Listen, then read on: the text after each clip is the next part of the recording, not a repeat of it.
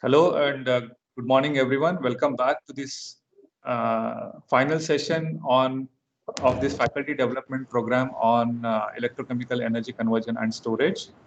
So today we have with us Dr. Deepa Elizabeth. Dr. Deepa is actually a postdoctoral researcher in Department of Chemical Engineering, IIT Madras. Her work focuses on augmenting the first principle models with data-driven machine learning models for enhanced performance and control. Prior to her postdoc, she worked as a lead engineer in chemical engineering and sciences in the system analysis teams at Suez Water Technologies and Solutions, where her expertise revolved around system modeling for electrodialysis, reversal systems for water purification, and also in sequential modular approach to designing complex flow sheets. She completed her PhD from IIT Madras, where her research was carried out in the area of low carbon footprint energy storage technologies, specifically flow batteries. Her research interests include modeling, design, optimization, and control of process systems aimed at performance enhancement. So with that quick introduction, I welcome you, Dr. Deepa. The stage is all yours now. Thank you, Amit. Hi, everyone. Shall I share my screen?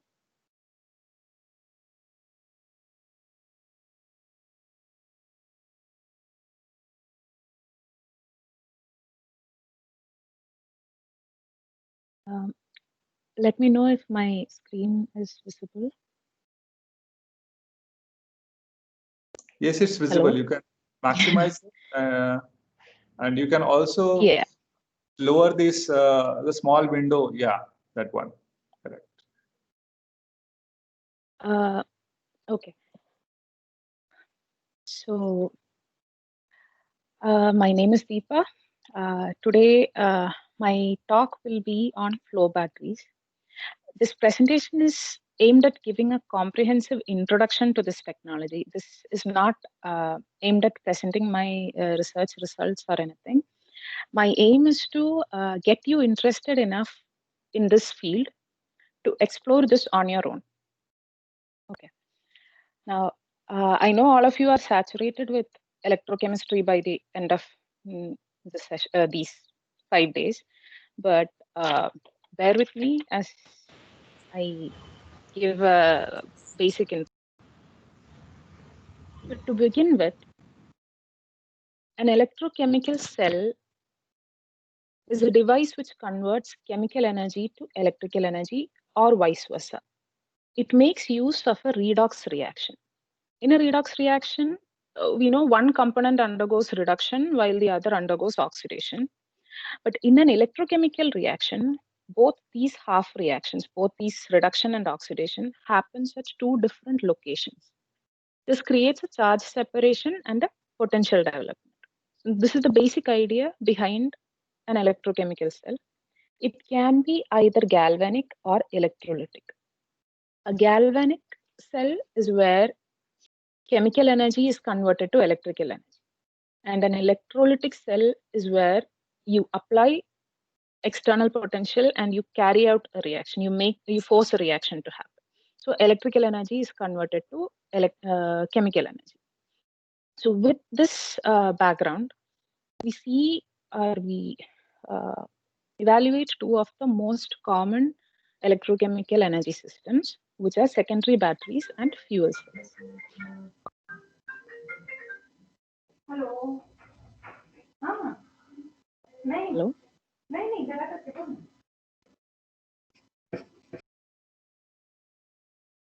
Yes, Deepa, please go ahead. Sorry. Okay. So typical to any electrochemical cell, both these systems, secondary battery and fuel cell, have two electrodes where the reaction happens. It has some active material which is going to undergo a reaction in the presence of an electrolyte. And these two half reactions are taking place at two different locations, which are the electrodes. And these are separated generally by an electrolyte or a separator. Now, what differentiates the two at these points. For a secondary battery, it is a closed batch process. So you have a system at hand, you have some electrode, and all the reactants that are going to undergo reaction is there inside the system. There is no matter coming inside or going out of it. Whatever is in it reacts completely while discharging, and when you apply a potential, it's the reactions reverse and we get back. So basically, secondary batteries are rechargeable systems. These are closed batch systems, and the electrode is where the reaction happens. The electrode is the reacting surface, but most importantly, the electrode is the active material. That is, energy is stored in as chemical energy of the electrode material. Like you have seen for lithium-ion batteries, the lithium is the electrode, while that is the reacting component. So during charging or discharging, the electrode undergoes chemical or physical change. As discharge goes on, as the electrode is consumed, and the electrode undergoes the change. And while we charge it, it is regenerated. So this system is also called a coupled system, which we will discuss in a few slides. But in contrast to this, a fuel cell stores its energy in a combustion fuel, which is generally hydrogen for which is the cleanest source, but we can also use hydrocarbons like methanol or ethanol. But fuel cells store energy in a fuel, and this fuel is stored outside your system. So fuel cells are open flow systems where the fuel has to be supplied into the cell for the reaction to take place. The fuel cell produces energy as long as you keep supplying the fuel. However, this is not a reversible system. This is generally not a reversible system. Uh, there are technology generated fuel cells where this water is collected and hydrolyzed and used pressurized and sent back. But as an electrochemical system, this is not a reversible cell, which means it is not rechargeable. However, because the fuel is outside the system and your cell is independent of the storage, this is called a decoupled system. We'll discuss it later. Another important point to remember is that for a fuel cell, the electrode is not the reactive material. The fuel is the reacting material. The electrode simply acts as a current collector or a catalyst support. It provides the surface for reaction, but it is not the reacting material. It is not the active material. For a secondary battery, electrode is the active material. Yeah. So the classic difference that of importance for us is the coupled and decoupled system. So to understand this, I will refresh the concept of power and energy. Now, we know the basic definition: energy is the ability to do work, and power is how fast this work can be done. Uh, However, from a battery perspective, uh, energy is how much active material you have, how much electrons the battery is capable of giving, and power is how fast it can give off the electrons. A relatable example is your mobile phone. So if you charge it to 100%, you know it has a particular amount of charge in it. It has some energy in it, which is constant. Now, depending on what app you use, your phone will get discharged very soon or very slow. So if you are reading something on for a longer time, but if you are playing a high-end game, your phone will get discharged very fast. So that is the power consumption. So for the same amount of energy, a higher power implies the battery gets discharged faster. A lower power implies the battery can last longer. Okay. So for a secondary battery or a fuel cell, As we saw, energy is stored as in the electrode for a secondary battery, which means if I need higher energy for higher energy applications, I need more electrode material in it. So I need thicker electrodes for it. However, for a high power applications, what I need is not amount of active material, just for the active materials to react, so that a lot of active material can react faster and produce electrons faster, so that more current can be produced faster. So for a high power application, you require very thin electrodes so that you have more surface area. But that means you no longer have the thicker electrodes and you have a lesser amount of active material. So basically, for a particular power and energy, we always have to have a trade off. You need this much power means you might have to trade off on the energy requirement for a given size. However, for a fuel cell, since your energy storage is happening outside the power generations unit, that is outside the cell stack, it is independent of how big or small we design the stack, how the what is the size of electrode. It is independent of that because the energy is stored in the fuel. So, so if you need a high energy application, the only thing we have to do is supply more fuel. And if you need a high power application, what you need is add more stacks into it. So this is the main idea of a coupled and a power energy decoupling of an electrochemical system. And secondary battery, so if your system is a coupled system, then both power and energy has to be scaled together. Whereas if it is a decoupled system like a fuel cell, your power can be scaled separately and your energy can be scaled separately. So this property becomes very important in the case of backup for renewable energy sources. So the reason that we have been focusing on electrochemical storage systems in the past decade is because of the need for renewable resources. Because we need to integrate these renewable resources such as solar or wind energy into the grid. We need to use. We want to see how we can do that. We can implement this solar power into the grid efficiently. But the problem with renewables resources is that it is very much uncertain. It varies with the time of the day, it varies with the month of the year, with climate changes, with weather conditions, and so on. So we cannot expect a constant output from the renewable sources. However, if we have a storage system which can store the energy when there is high output from the renewable source and which can supply this power during its low energy output from the system, then it makes it easier to integrate this renewable resource into the grid. So for that, if we need to implement an electrochemical system, batteries are rechargeable, which is a good thing, but it is not a decoupled system and we cannot scale it independently for energy. But fuel cells, these these can be easily scalable, but it is not a rechargeable system. So the fuel once gone is gone. So we need some system which is rechargeable and which is decoupled. And that is where flow batteries come into picture.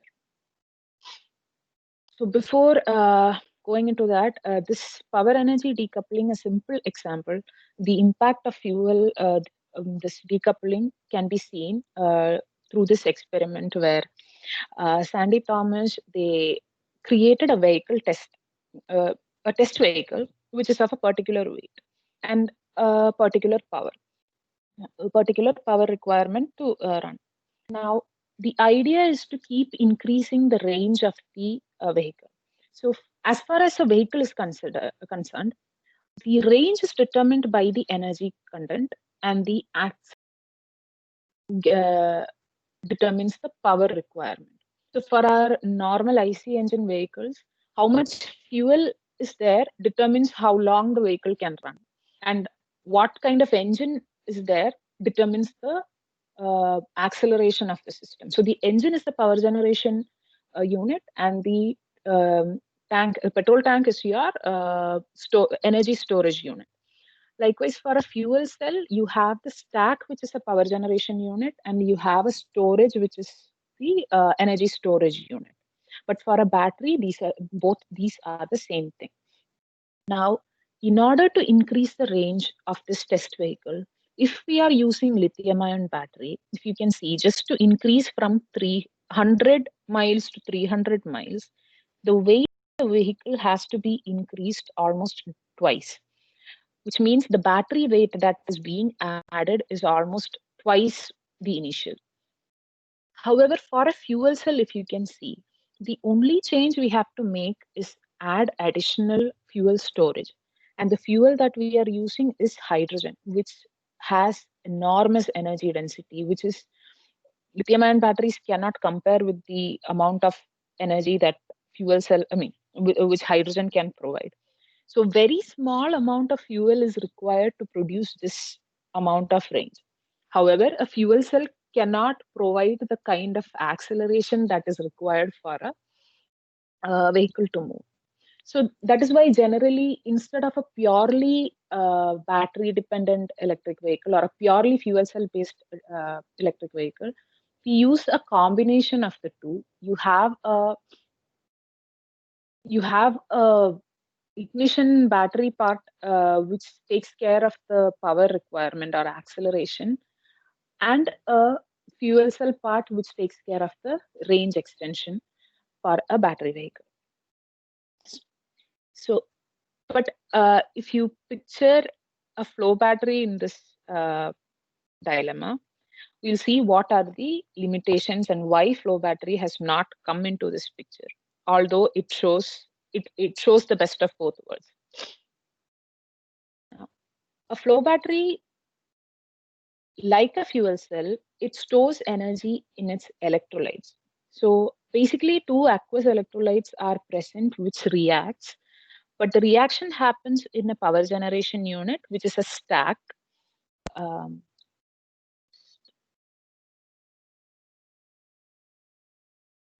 So this is the stack where the reaction happens. The reaction happens on the electrode. But the electrolyte is not stored inside the stack, but it is stored separately in a tank reservoir. When the battery is functioning, it distributes or it circulates the electrolyte through the respective electrodes. The reaction takes place, and the reacted electrolyte is sent back into the reservoir. When the reaction takes place, the power is generated, can be collected across the terminals. Now, since the reacted electrolyte is sent back into the tank reservoir, the active material keeps reducing. So just like for a secondary battery, as discharge happens, your capacity keeps reducing. For a flow battery also, as discharge happens, the active material keeps reducing. And once it is completely depleted, we have to apply an external potential and reverse the reaction and regenerate the electrolyte. So unlike a fuel cell, flow battery exhaust is collected and it is regenerated to be used again. Now, the plus points for this system is that energy is stored in electrolyte and it is separate from the power generation. And the electrode is inert, just like a fuel cell. So when the electrode is inert, it makes the system more susceptible to overcharging and in deep cycling. We can go longer or we can push the battery longer than a secondary battery because electrodes are not taking part and no permanent changes can happen to the electrode. No permanent damage can happen to the electrode if you go beyond a particular potential.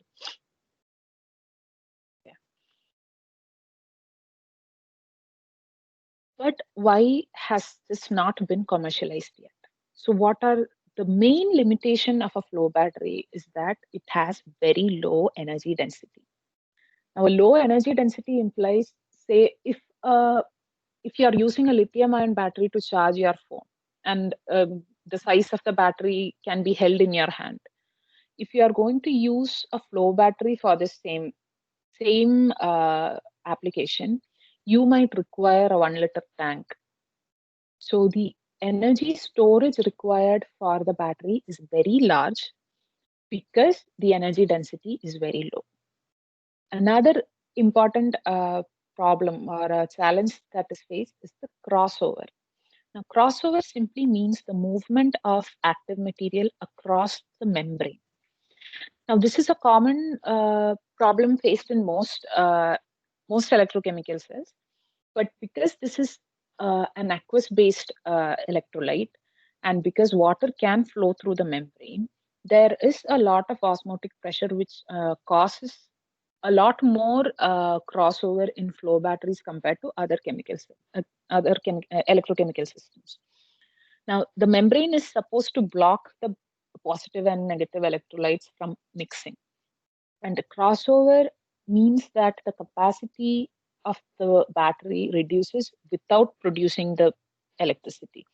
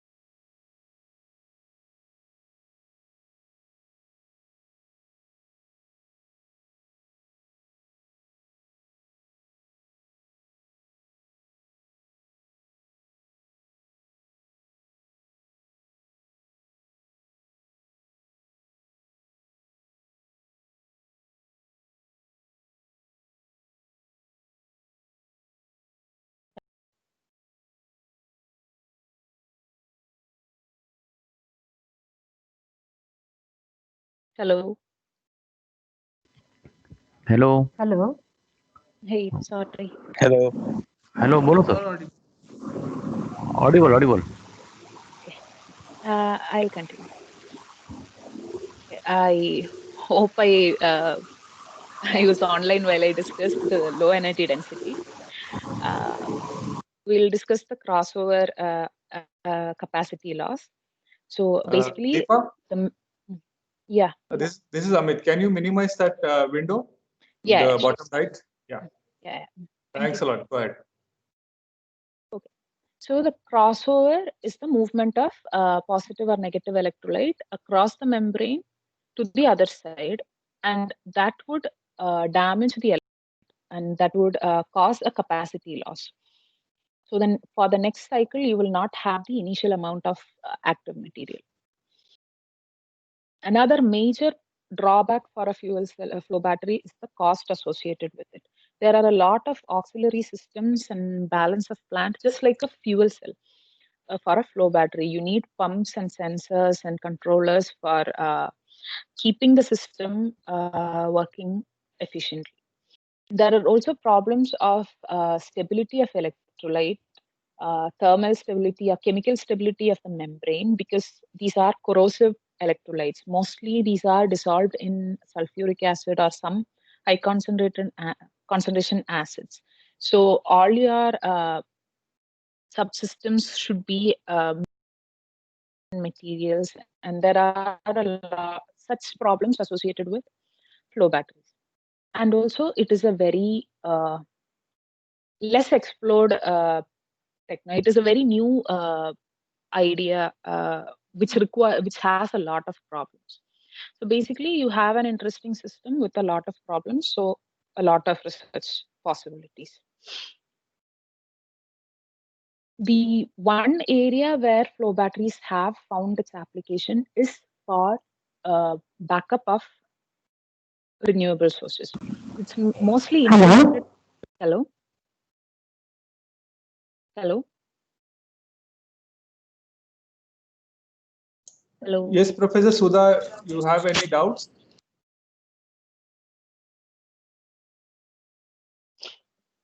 Kindly mute all. That is good. Please, Deepa, please continue.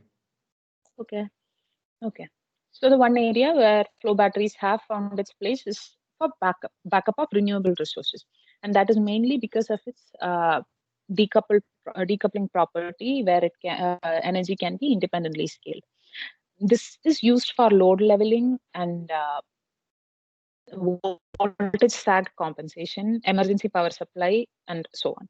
The largest scale storage that I have found was a 4 megawatt, 6 megawatt hour system.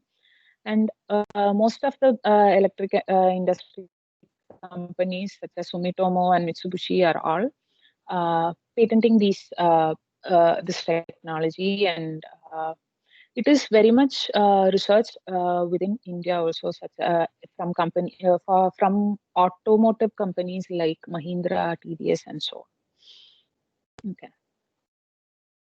Now, rest of the talk, whenever I say flow battery, I will refer to this particular system called a vanadium redox flow battery, which is the most commercialized system. Other flow battery systems are there, such as iron chromium and hydrogen bromine systems. But vanadium redox flow batteries have a superiority compared to this, mainly because both positive and negative electrolyte has the same active material. So the basic idea is vanadium salt the active material. Vanadium salts in different oxidation states. So your positive reservoir will have a vanadium salt in its 4+ and 5+ oxidation states, whereas the negative electrolyte will have vanadium salt 2+ and 3+ active.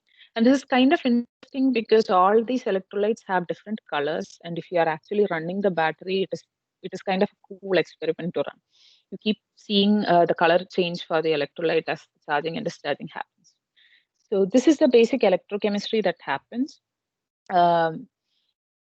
Your V2+ changes to V3+, and V4+ changes to 5+ on one side, and while discharging, the opposite happens. A completely discharged flow battery will have V5+ on one side and V2+ on the other side, which is completely purple and completely yellow on the other side.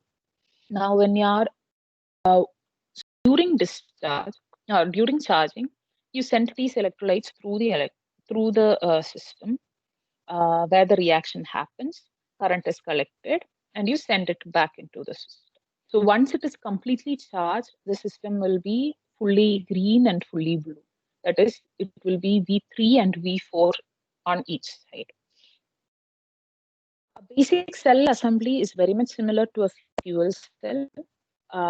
The only difference is that because this is a two-phase system, unlike fuel cell, which is a system, it has a gas, a liquid, and a solid surface. Here you have a electrolyte in contact with electrode. And VRFB does not require specific catalyst for reaction. It requires an electrode which has to be pre-treated, but no catalyst is required. A basic cell assembly has a membrane. It has its electrode. Electrode used is graphite felt. Graphite felt electrodes on both sides of the membrane that is kept in place by using rubber gaskets. Then you have a flow field on either side of the graphite felt. So you send in the electrolyte into the flow field. It flows through this flow field through a serpentine flow channel or something, just like a fuel cell. It diffuses into the graphite electrode. That is where the reaction happens. Protons move across the membrane. Electrons are produced, moves through the flow field into the current collector, where it can move in to the other side. So you have a current collector and end plate, which sandwiches all of these together. So the basic structure is very much similar to a fuel cell. So the advantage here is that both active materials on either side are the same. So cross-contamination damage is less. It doesn't mean crossover does not happen. Crossover will still happen, but the idea is that since it is vanadium going to the other side, it just changes its oxidation state. Capacity fade will also happen, but your electrolyte is not permanently damaged. It can be recovered. So once the battery is fully discharged, you can still take out the electrolyte and recover it chemically or electrolytically and put it back. So this cross-contamination damage is very much less. Whereas if it is a hydrogen bromide system, this crossover can cause permanent damage to both electrode and the system. Now, since the electrodes are inert, as we mentioned before, it is susceptible to deep cycling. There is no damage on the electrode by deep cycling. Electrode does not undergo physical or chemical changes. And this is independently scalable since it is a decoupled system. Because the electrolytes are stored in separate tanks, there is less self-discharge because the electrolytes are not in contact with the electrode. If it is in contact with the electrode, it has the reaction surface and it can discharge on its own. But since it is separate, there is less self-discharge.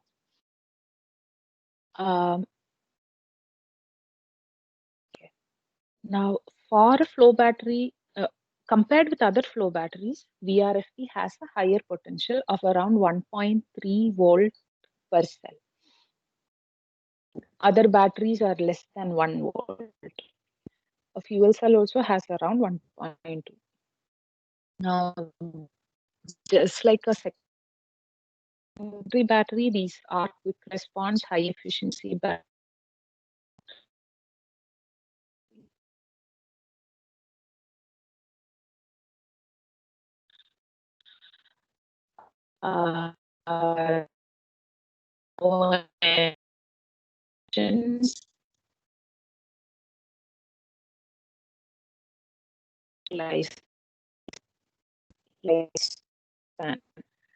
Theoretically. Now, now we know how battery works. So I would just introduce a very basic modeling scheme just to get familiarized with what all to take care of while modeling.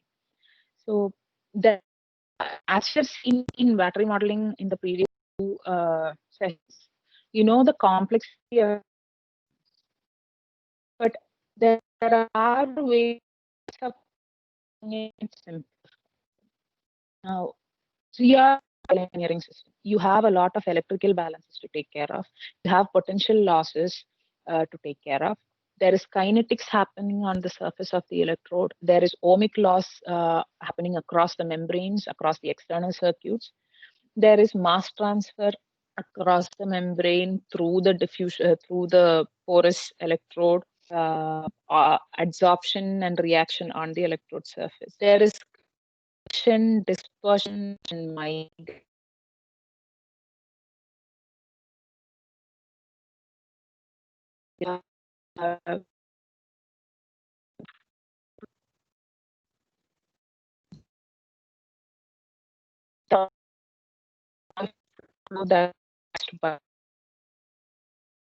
Reactions, you have hydrogen oxygen evolution, degradations, aging. The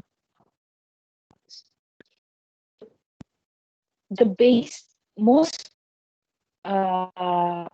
primary we do for battery modeling is create and have an cell is within the battery there are internal drops. So although we potential electrode is E0 minus E1 minus E2,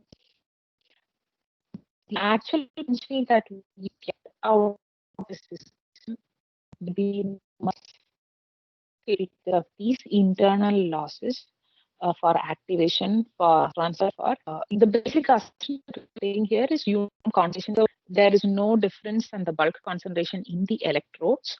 the membrane is fully saturated. It goes in here, is an H plus. So here, there's no lack of. The concentration losses are like no cost. So this is more simplified to understand. Now, the potential that we find across the terminus, that is the energy that has to be applied for charging or the energy that we expect when the battery is discharging, is given as the sum of the electrode potentials here, E2 minus E1, plus all the drops associated with it. So this is the equation while charging. So we need to, okay. So while discharging, E0 cell is the theoretical maximum, the reversible electrical potential, which is a theoretical maximum. But we'll never get to that E0 cell. That we expect. I believe that we are expecting from the battery, but we'll never get a potential less than E0 cell. And while charging, we have applied than E0 cell to overcome these losses. So these equations are written for case charging. Now, E cell is the sum of these three quantities, which will I suggest you don't focus on the equations, which can always be found in references. The idea is to remember that this particular E0 cell is a function of concentration here. Concentration of all the active materials, V2, V3, V4.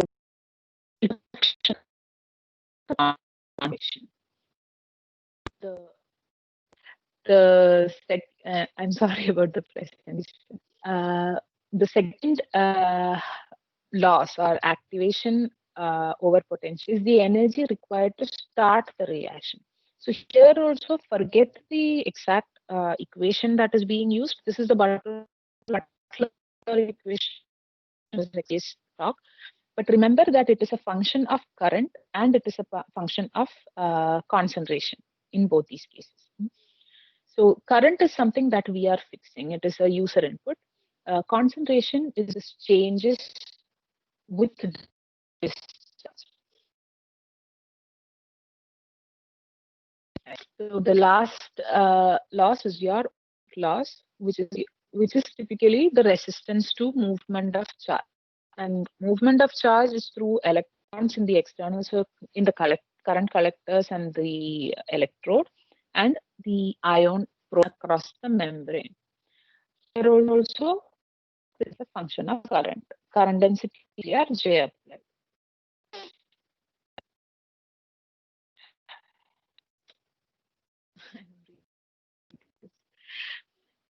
So the basic idea is now we know the equation for E cell, which is a function of concentration and current. Current is a user input.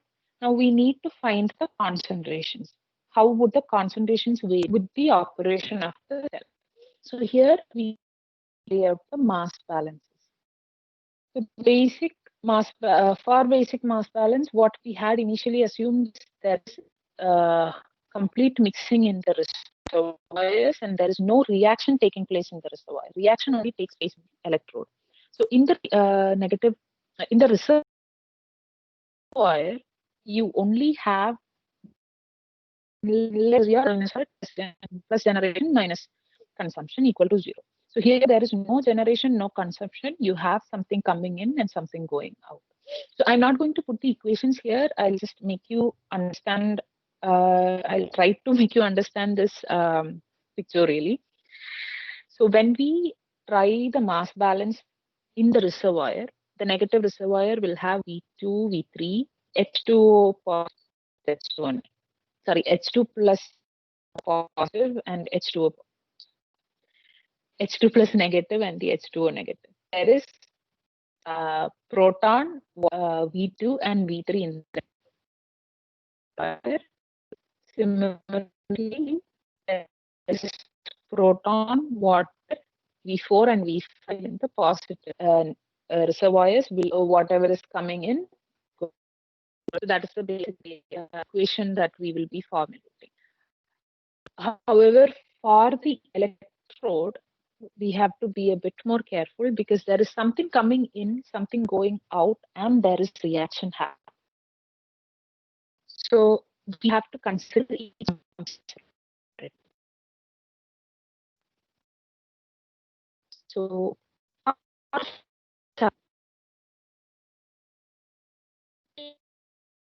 being in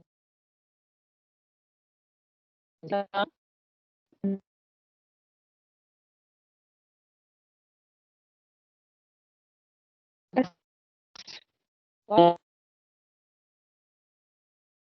likewise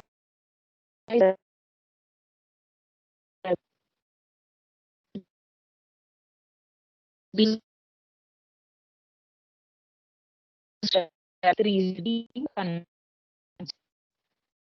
so two will for V4 we have an inlet and outlet and a consumption term. For V5 we'll have an inlet and outlet and a generation term. And the proton is exiting the control volume and proton is being generated in the control volume. So you have a generation term and an exit term for proton in addition. Okay.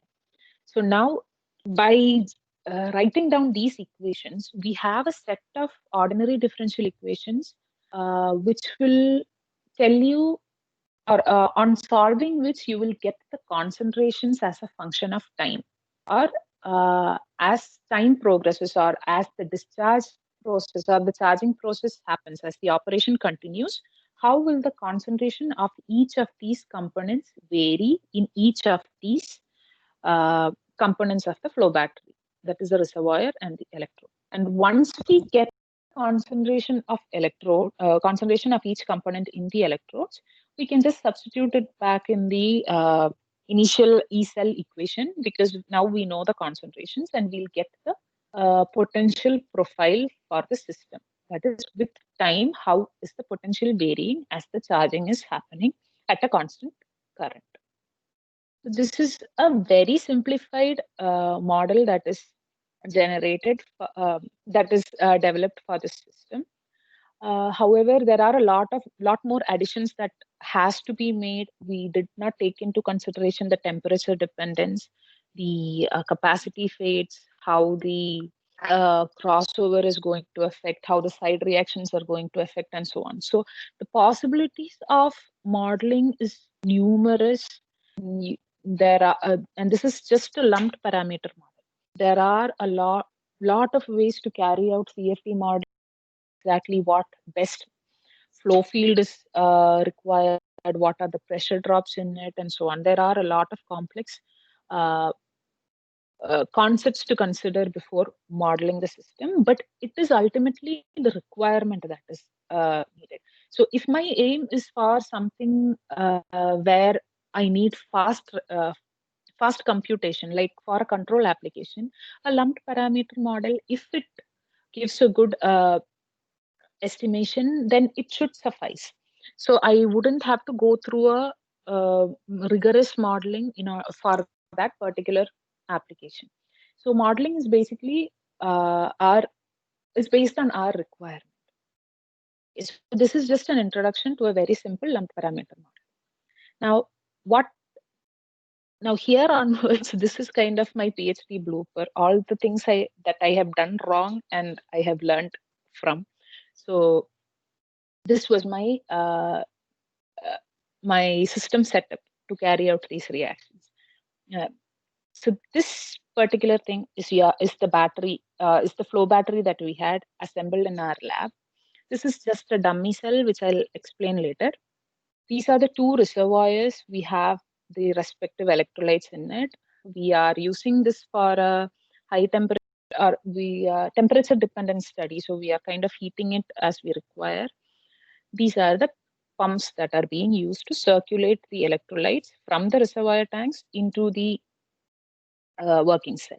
Now, one thing to note is that the pump has to be a peristatic pump because our electrolyte is very corrosive. and it uses very high concentration sulfuric acid. So we use a peristaltic pump for this purpose. Now, a working cell is where the reaction is going to happen. So we apply, so this is connected to a battery test station. We apply a constant current and we measure the potential that is generated across this. From the working cell uh, as the electrolytes are circulated through it. Now, why we have kept this additional cell is because we wanted to measure the OCV or the E-reversible that we had mentioned initially, which is the ideal maximum available, which is the potential when there is no current being drawn. Because we are not drawing current across the cell, the cell is simply there with the electrode, no reaction happens. So the electrolyte just moves through the cell, and the potential that we measure across the difference between the is the potential difference between the electrodes. So this gives me the closest measure for the reversible potential. So this was a system that we used for studying flow battery setup in our lab. Now, using the system, we carried out 30 cycles. Now, there are a lot of issues with this this plot. This is the initial set of data that we got. First of all, the first thing you can see is that the capacity keeps reducing. So here, one upward trend is the charging cycle, and what comes down is the discharge cycle. So one curve like this is a charge-discharge completion. So there are 30 charge-discharge cycles that are carried out here.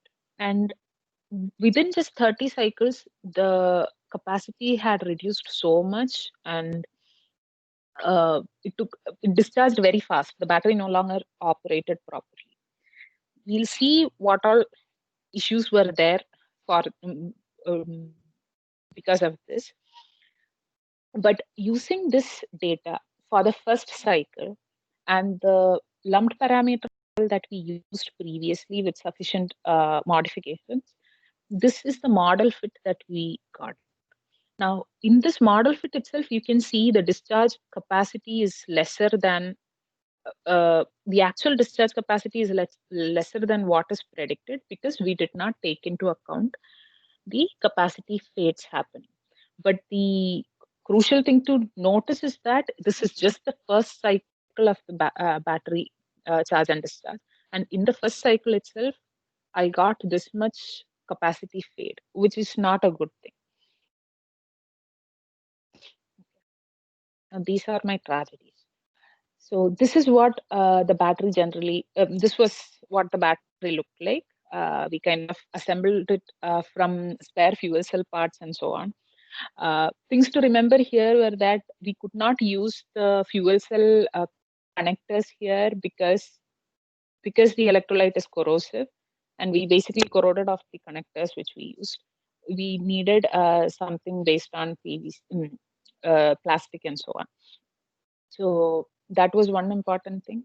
Another thing to note was when I initially started running this battery, the vanadium redox flow battery has a negative electrode, which is the limiting electrode. So it is kind of difficult to get that negative electrode reaction happening. For that, you need to pre-treat your electrode. That is, graphite felt is being used. It has to be heat treated or acid treated before it can be used in the flow battery. Now, what heat treating does is this. So it makes it more hydrophobic. So before preheating, if you dropped water on it, the water droplets will stay like this. It is hydrophobic in nature.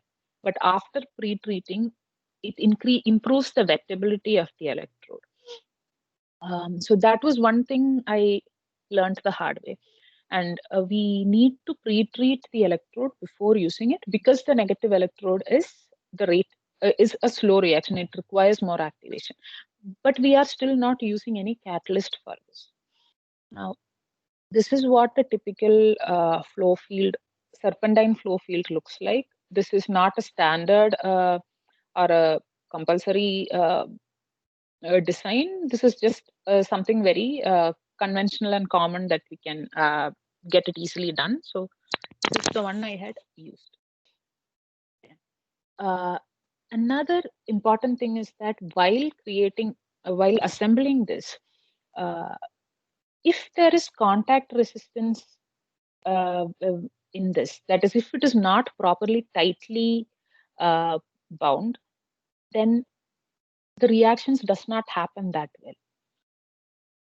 So we have to make sure that it is tightened to the maximum available, maximum capacity.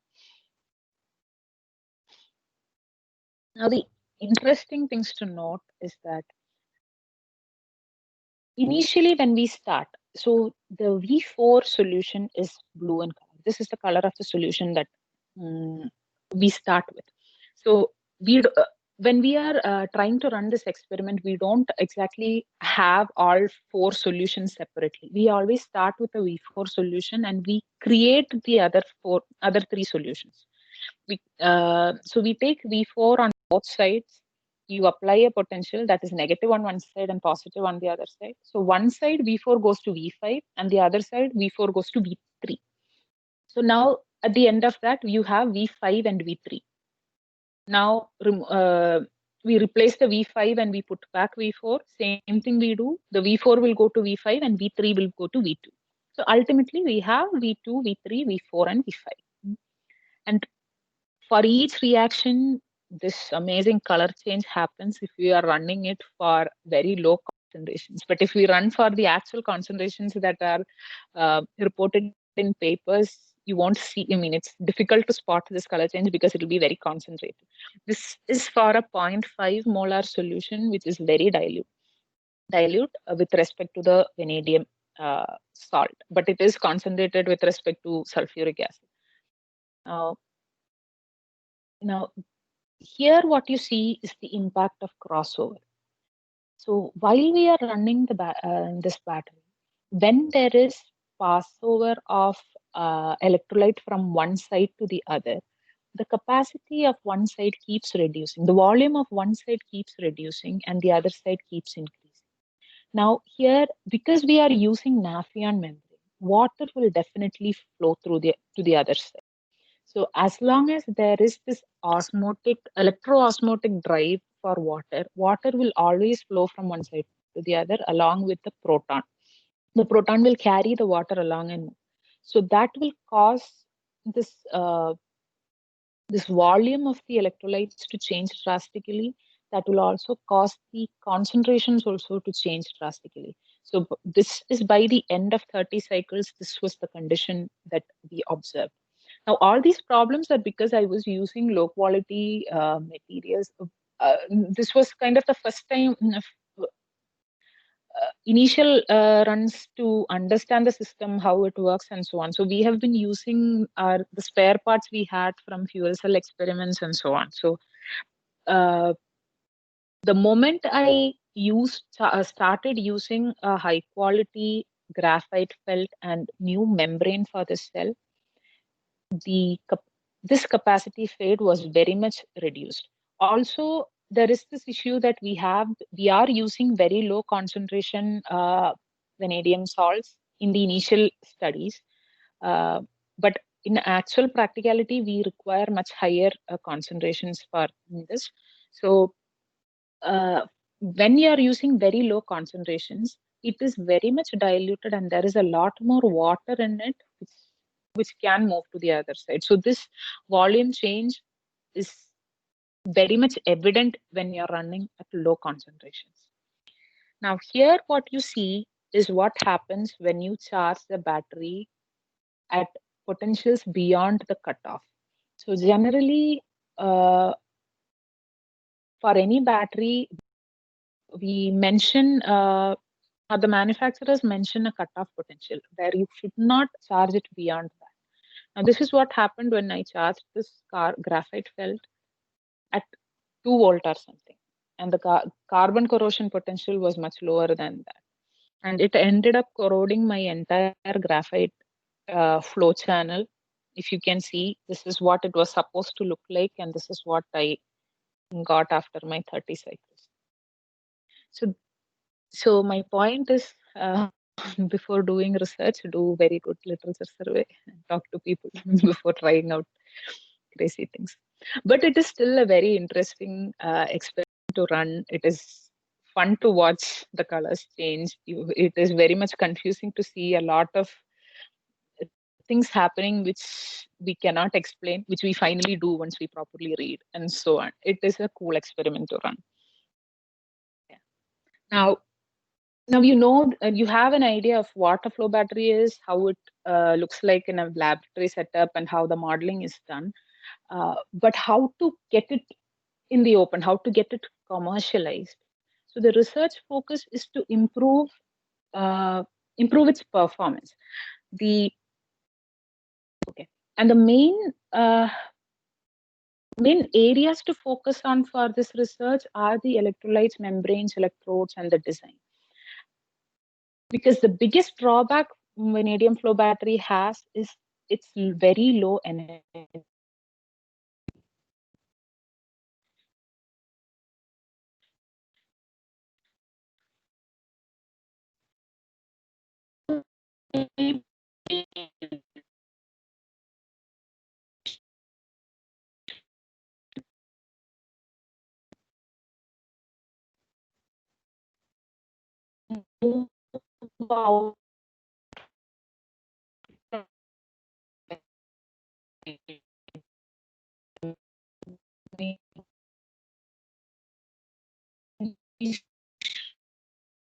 Which means a higher energy, a higher reaction kind, higher energy higher electron release happening.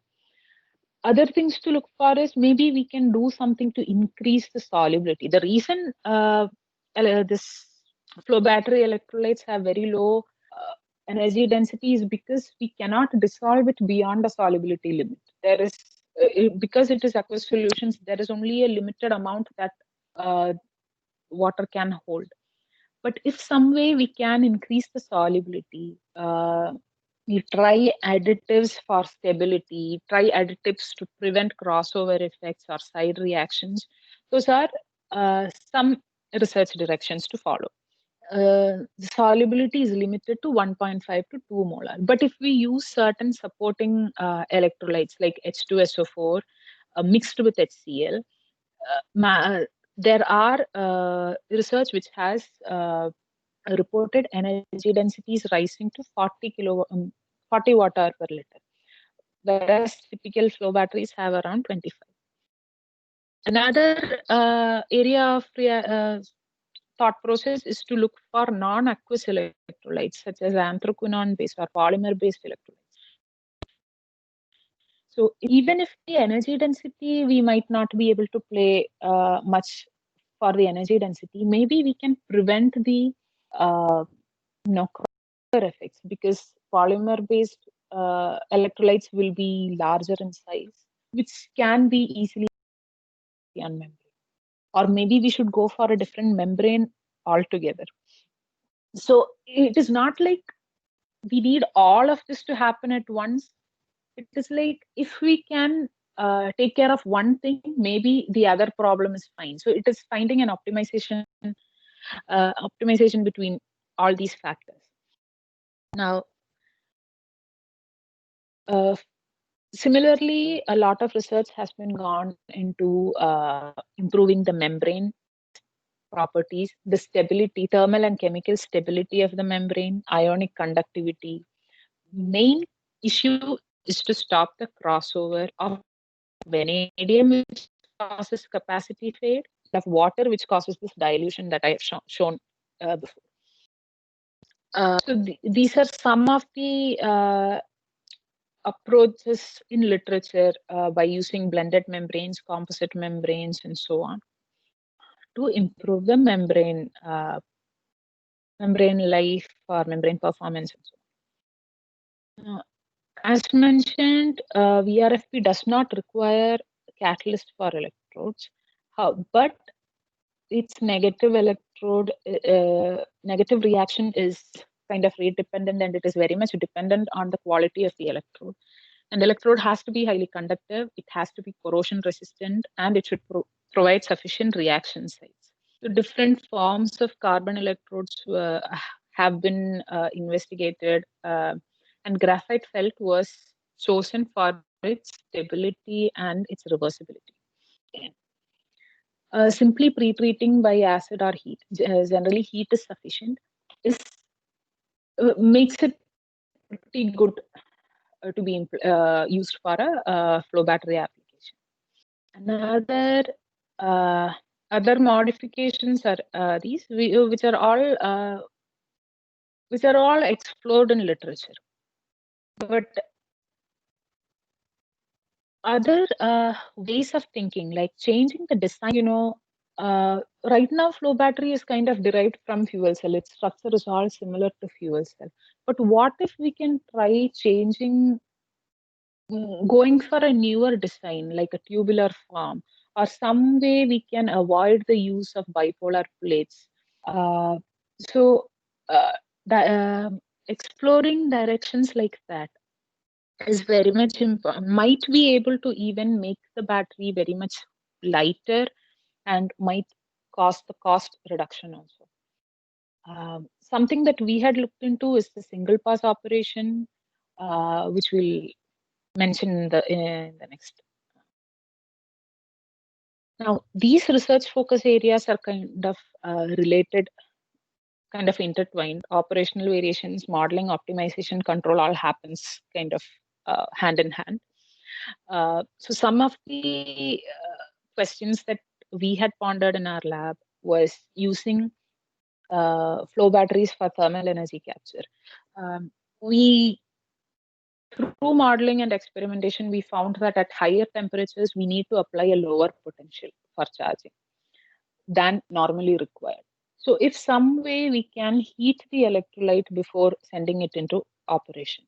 Now, because flow batteries have this decoupled design flexibility, that we can keep the storage somewhere and a system somewhere else, we can keep the storage somewhere else, use solar power or some renewable source for heating this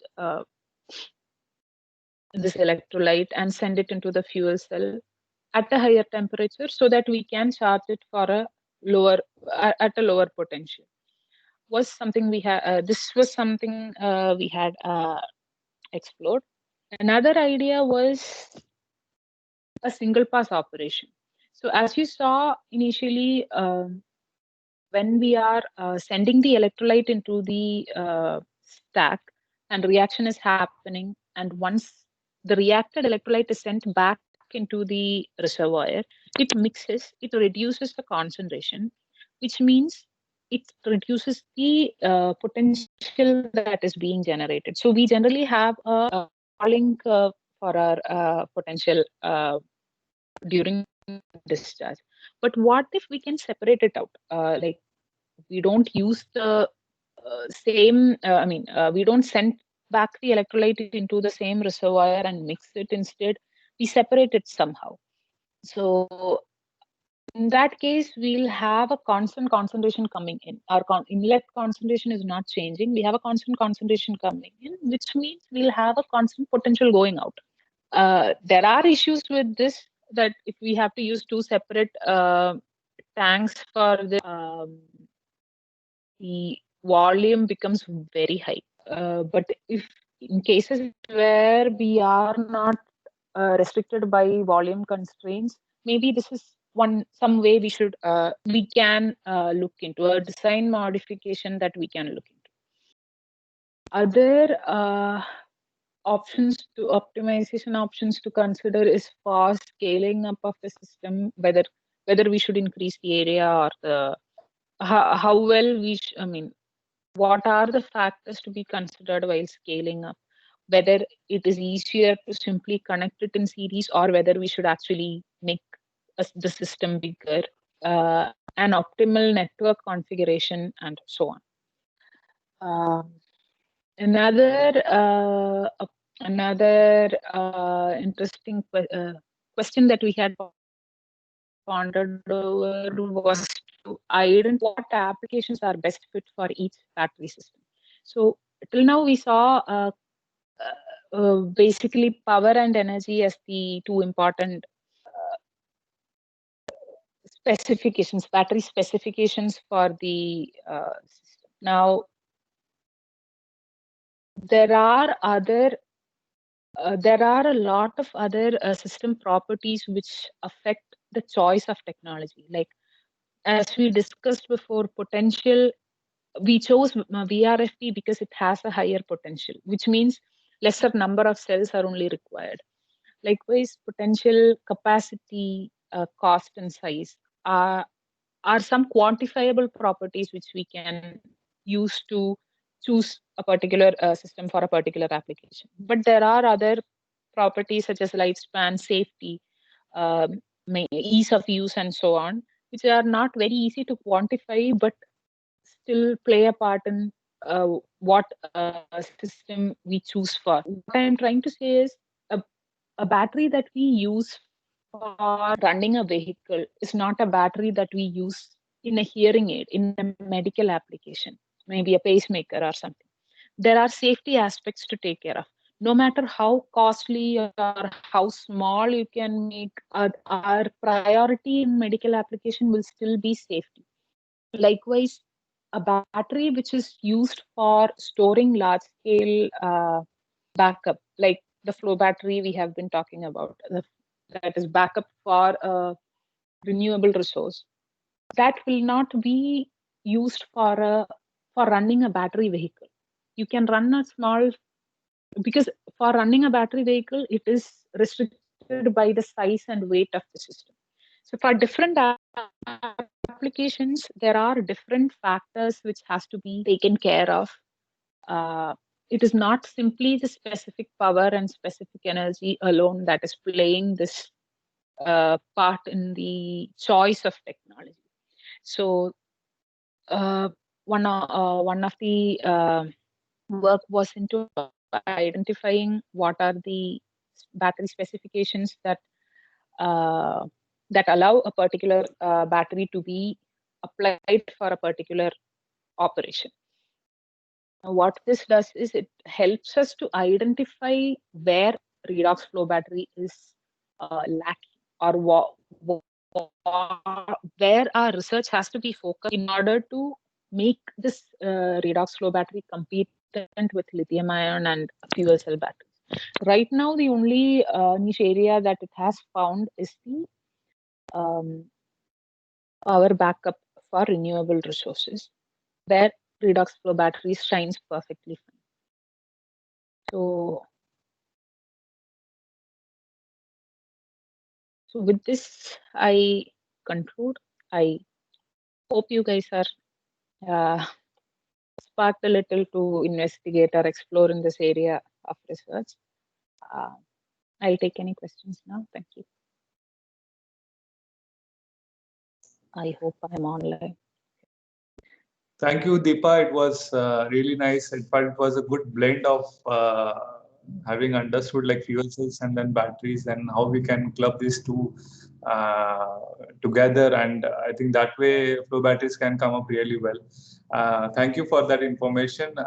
Now I would request participants to ask any doubts if they have. Madam, these batteries are available in India? Yes. So basically, the problem is these batteries are not used for any household use or for commercial use.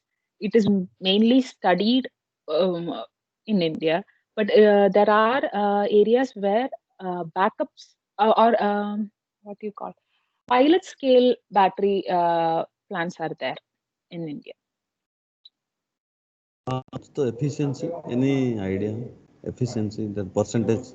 Efficiency is better than fuel cell. It is around 85 to 90. It is as close to secondary batteries, much better than fuel cells. Okay, It madam. is the performance is very much comparable to secondary batteries. The issues are with the low energy density, that it cannot compete in that. The size is the biggest problem, and cost. Thank you, madam. Thank you. Hello, madam. Yes. Probably it seems that flow batteries require little more research, as you were talking about various research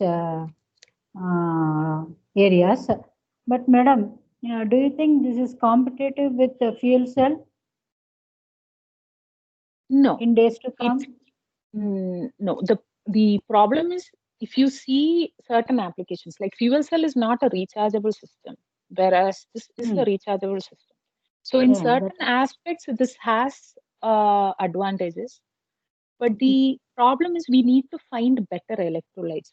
I personally feel it is the electrolyte that is lacking here, because compared to fuel cell, the energy density is very, very low. However, if our application is not restricted by the size of the system, then flow battery can work perfectly fine. Another advantage compared to fuel cell is that it has very high efficiency. Flow batteries have very high efficiency. It is a quick response system, unlike fuel cell, and it is we can use it for high power application. So if you know, fuel cell is not good for high power application because the reactions are a bit slow. It is good for high energy applications because it can store very large amount of energy, and it can give out small amount of energy for a long time. But it is not at all good for a high power application. Whereas a flow battery, if there is sufficient storage, if it is not restricted by the size of the system, flow battery can be used for high power as well as high energy application. But the battery will be humongous. That is the issue. So probably it may be suitable for static applications, not to be used in vehicles. And one more reason is the medium being aqueous solution as well. It may not be suitable for transportation and others. Exactly. But there are pilot experiments for using flow batteries to run buses and so on, because that can hold a lot more electrolytes. So the basic idea is we have to somehow increase the energy density of the electrolyte. That is what I personally feel. It has got one positive point with respect to, very important positive point is it is rechargeable, unlike fuel cells. Probably. And how about, madam, the byproducts? Because when the process is going on, it is going to release hydrogen, everything. No, hydrogen was that is what. If we keep the operation within the safety limits, that is 0.8 volt, between 0.8 volt and 1.8 volt, the hydrogen evolution and oxygen evolution are very much controlled. It doesn't happen that often. But in the battery construction, there was no provision for this gas to be removed, no? It was there in the, it will be taken by the aqueous solution only? No. So while running the experiment, when I had run it in my lab, if there is hydrogen evolution or gas evolution, we can see bubbles forming in the tubes. But ultimately, these are sent into the reservoir tanks itself. And reservoir tank is not fully filled. It has an air cap on top. But the point is that this bubble formation happens when my components are not good quality stuff. And if I am not operating it at safety limits. So if I operate it within the limit, and if I have really good membrane and electrode available, then this hydrogen evolution and oxygen evolution are very much controlled in a flow battery. So there is a lot of scope for those materials to be tested and then implemented. The possibilities of research is unlimited, but unlimited. That's what. Last few minutes, nearly I can say 20 minutes, you were talking about research possibilities. It was very nice, madam. We really had a good opportunity to compare the fuel cell batteries, then the storage batteries, and now the flow batteries. The only problem was the net. There was really sorry. Madam, will this be PPT will be available for us? Yes, I think so. Okay, then it is very nice, madam. We could not hear in between because of the network problems issues, but it was a good Really discussion. sorry. And if we are in contact, it is possible that we can have lot of discussions, and then research can go on in collaboration, I think. I wanted to address this with another madam at Roorkee itself. She was also doing lot of modeling and simulation on the batteries, everything. So nice of you, madam. It was very good to hear Thank you you. very much.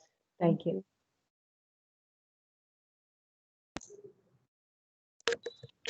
Hello. Yes, any more questions? Yes, please go ahead. Hello. Yeah. Madam, in this case, how we will calculate the efficiency of this type of redox flow batteries? The electrolyte is being continuously used. It is recirculated and being used, right? So, what all are the numerators and denominators like for calculating the efficiency for in this case? So basically, for any rechargeable system, the efficiency, there are few definitions of efficiencies available: current efficiency, potential efficiency, and so on. So power efficiency also.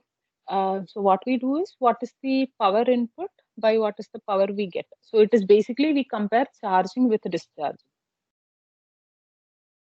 The potential that we have to apply for charging, you compare it with the potential that we get while discharging.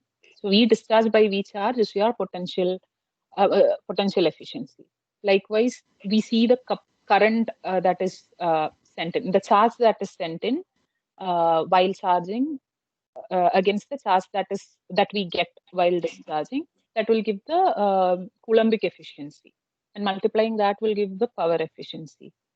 So on. So that is generally how you define efficiency for a battery system, for any rechargeable battery system. Okay, here for fuel again, cell, it will be different. Yeah, fuel cell, the calorific value of the fuel is coming. That's why Yes. I'm just thinking. But here again, one more factor is coming, like you need continuous, that pumping unit is required there, no? So Yes. Yes. how is it accounted over to calculate? Pumping efficiency. So we define a system efficiency and a stack efficiency. Stack efficiency will only take care of your potential and your Coulombic efficiencies. Whereas if you consider the system efficiency, it has to take care of all other auxiliary systems in it, the pumps and so on. Even the losses that occur. So even when you have a big stack in it, you have loss of electrolyte through leakage and so on. So that will also cause loss in capacity. So when you look through for an entire system, you have to take into account all these factors.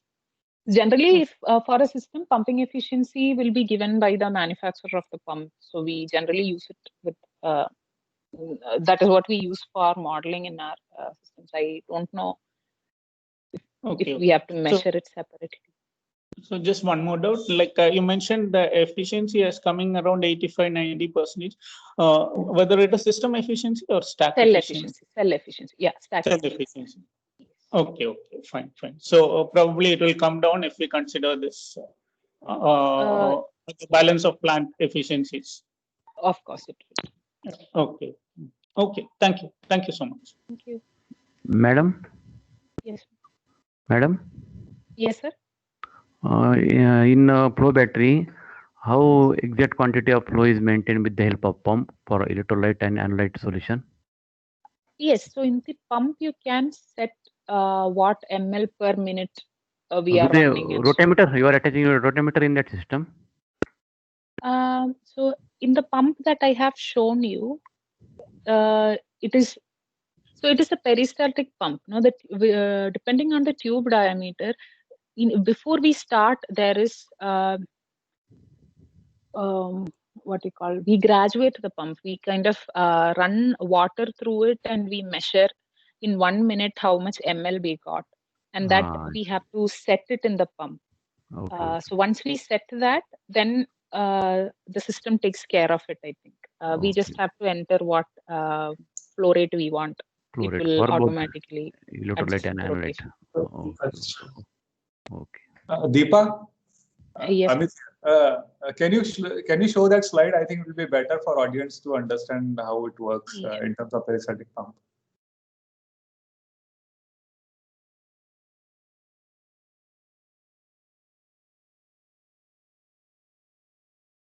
Can you see my screen? Yeah, we can see your screen. Hello. Yeah. Yeah. Okay. Yeah. So what you see in this corner is are the two peristaltic pumps. So we have this rubber tube inserted in this, and when this part runs, the liquid inside the rubber tube is pushed along, so that the liquid is not in contact with any of the parts of the pump. It is always inside the tube because the liquid is corrosive. We cannot let it be in contact. That is why we go for a peristaltic pump. Now, there are some settings which we can set here for both separately. And for graduating this thing, we usually run this pump with water. There are some options for graduating it. We set the timer and see for 1 minute how much water is being taken out. So that we'll measure it into a measuring cylinder. We send the water into a measuring cylinder, and that volume we enter it here. And then ask the system to graduate, and it sets up.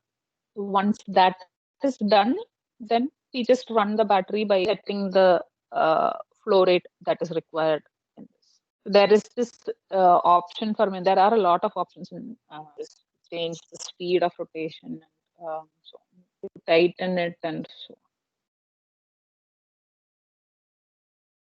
Hope I answered your question. Hello, am I online? Thank you, madam. Thank you.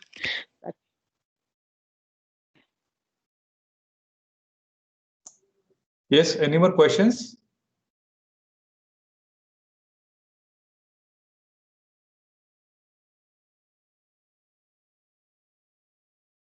Okay, I think thank you, Dr. Deepa. It was really nice that you brought this new topic on the platform, and I am sure participants would have got enlightened with this new research area in the flow batteries. I'm sure someone will definitely get inspired and get into these research activities. Thank you so much. Thank you. Thank you for giving me this chance to present. Thanks a lot. Thank you. Thank you, everyone. Thanks a lot. Thank you. Hello. Hello. Thank you, madam. Hello, Bhosle sir. Yes, sir. Yes, sir. Please. Now at 3 p.m. test is there or? Yes, we are now going to detail out everything. Please be patient. So we have now come to the end of this 5-day program. It was quite extensive. I can understand in the sense that it's not easy to grasp everything. Almost listening to 3 sessions every day. Had it been an offline program, it would have been much exciting. But nevertheless, we have given our best. I would like to call upon our teaching assistants, Ms. Nilima Kumari and Umang Kumar. Can you guys turn your video on? Let the participants know who are the real people who are working behind the scenes.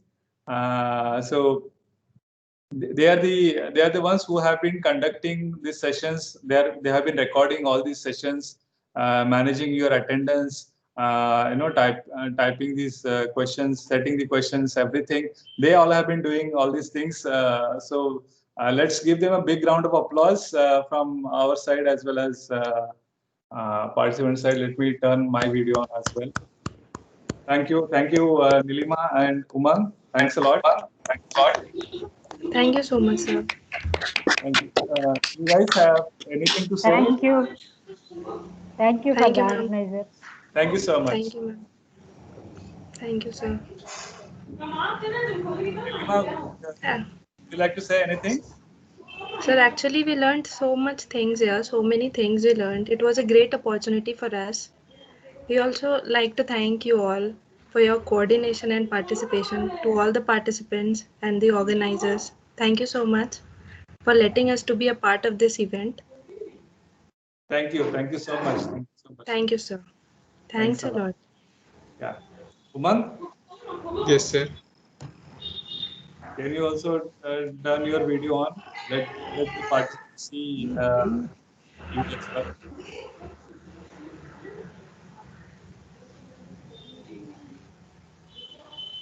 I would also like to thank the participants and the organizing team for giving us the pleasure to know. Yes, thank you. Thank you for that. So now I would like to ask Professor Pratham to detail out for the test. I mean, so before that, I'm going to send the feedback form. I think that you will receive the feedback form in a minute or so. So that you fill that out, and the test, Google form for the test will be sent out exactly at 3:15 p.m. It will be valid for 1.5 hours. I mean, till 5 o'clock, and then it will be. It will not be active anymore after 5 o'clock, after 5 p.m. So it is based on multiple choice questions, and it is every question is for 1 mark. There are 40 questions. And yeah, of course, Professor Pratham would like to detail out that. I'm sorry, please, Professor Pratham, please carry on. So thanks, Professor Amit, and welcome back, everyone. Hope you had a great time. I myself had a great time here. So much to learn from your questions and as well as from the presenters. So now we are coming to the end. It's not the end, and it's just the end of the beginning. I believe all of you guys would start working on these aspects and develop much more better research in the future. So we will right away share our feedback form with you, and you need to fill that up by 2:30 p.m. You have 1.5 hours for that. I believe many of you have been inquisitive about the feedback form, so now the moment is there. You have the feedback forms shared and fill that out by 2:30 p.m. and that's compulsory for all of you. After that, there would be a half an hour, 45-minute yoga session by the Isha Foundation. So you are welcome to join that and relax yourself before the paper. And at 3:15 sharp, the exam will be shared by you. And that would be an MCQ in Google Forms. So just keep in mind that all of you reply only once. We will just take your first entries. In case you're applying more than once, we will neglect all the subsequent entries. So make sure that you're only filling the form once. And it has 40 questions, and you should be able to do that in 1 hour. They're all simple questions from the presentations. However, we have given you almost 1 hour, 45 minutes to take care in case you have any connection issues or anything such that. And also keep in mind that after 5 p.m., anyone who submits the form, we won't take that into account. So make sure you submit the form before 5 p.m. With that, I would like to say all the best to all of you. Have a great time in the future. And we hope to conduct similar courses in the future, and you're welcome to attend those and give your feedback again. Thanks a lot. Thank you, Professor Pratham. I would like to add a few more things to what Professor Pratham said. So when you receive this Google form for the test, you will need to fill in your registered email address, which you have put up in this AICTE portal. The same registered email address has to be filled in. Your name as per AICTE portal. Please do not add prefixes like Dr., Mr., Mrs., Miss, anything of that sort. Your complete name as you have filled in the AICTE portal, and your application number. Please get all these three things on board before you start filling in the test, which is scheduled at 3:15 p.m. We need all these three details: application number, your name, and registered email address. These three details are compulsory. Thank you. Sir, good afternoon, sir. Yes, sir. Sir. So I have a small thing, sir. The thing is, we had been trying to join the webinar through different sources, and we attended all the sessions. The thing is, once if I log into a laptop, it is showing with some username. Then it is, if I log into my mobile, then it is showing the some other username. So that name corrections and all, where we need to address that one, because my name is H. Seshagir Rao, and it is being noted from mobile as HS Rao, and through meeting it link it is showing it as through my mail ID. Like that, some discrepancy is there in my name that is being displayed. Professor Pratham, would you like to answer to that query?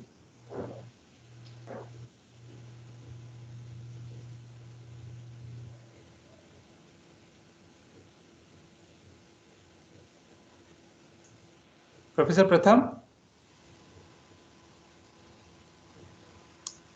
Yeah, Professor Amit, I would request him to share the all the details in a mail, and we should be able to take care of the attendance. Yeah, yes, sir. Yes, any more doubts? Nothing else, sir. Thank you. Thanks. Okay, if there are no doubts or clarifications needed from our side, then we'll break for lunch. We'll see you people at 2:30 p.m. sharp.